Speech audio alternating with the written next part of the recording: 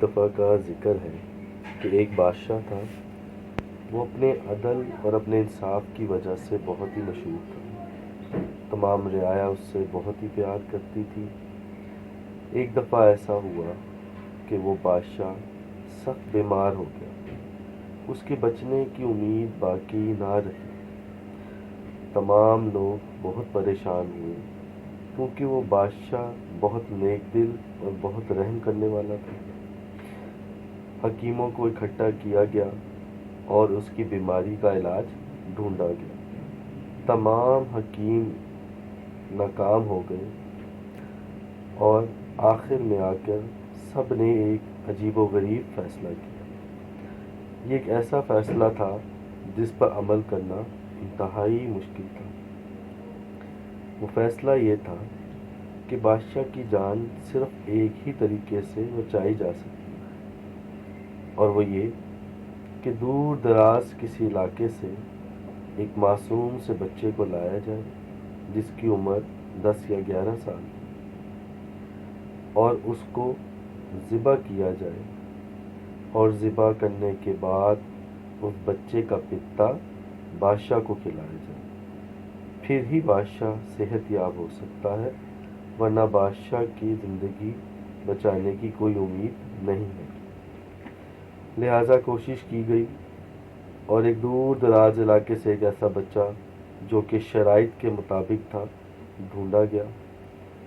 بچے کے والدین کو بہت بڑی رقم دی گئی اور قاضی نے بھی فتویٰ دے دیا کہ اس بادشاہ کی زندگی بچانے کے لیے اس بچے کو ذبح کیا جا سکتا ہے۔ چنانچہ جب بچے کو ذبح خانے لے جایا گیا تو بچہ آسمان کی طرف دیکھ کر مسکرانے لگا۔ بادشاہ نے پوچھا کہ تم مسکرا کیوں رہے ہو اس حالت میں؟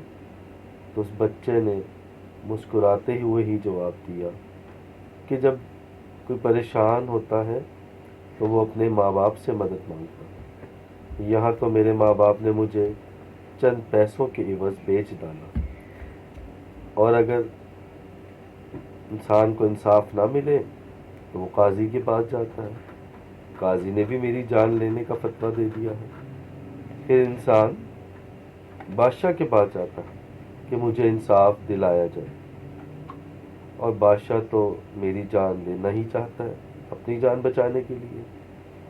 اب میں اللہ ہی سے التجا کرتا ہوں کہ وہ مجھے انصاف دے کہ مجھ بے قصور کا کیا قصور ہے۔ بادشاہ یہ سن کے بہت حیران ہوا، اس کی آنکھوں سے آنسو نکل آئے، اور بادشاہ نے یہ فیصلہ کیا کہ اس بچے کو چھوڑ دیا جائے۔ میری جان جاتی ہے تو چلی جائے، میں اپنی جان بچانے کے لیے کسی معصوم کی زندگی نہیں لوں گا۔ لہذا اس بچے کو چھوڑ دیا گیا، اس کے ماں باپ کو پیسے دے دیے گئے۔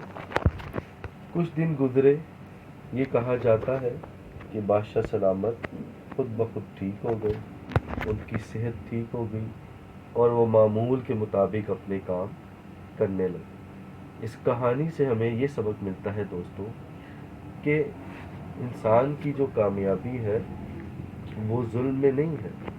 بظاہر انسان کو نظر آتا ہے کہ میں ظلم کروں گا، حرام کام کروں گا، ناجائز کام کروں گا تو مجھے کامیابی مل جائے گی، لیکن وہ انسان کا امتحان ہوتا ہے۔ اگر انسان اس امتحان میں پاس ہو جائے تو اللہ تعالیٰ اس کو ہمیشہ کے لیے کامیابی، صحت، تندرستی اور بادشاہت عطا فرماتا ہے۔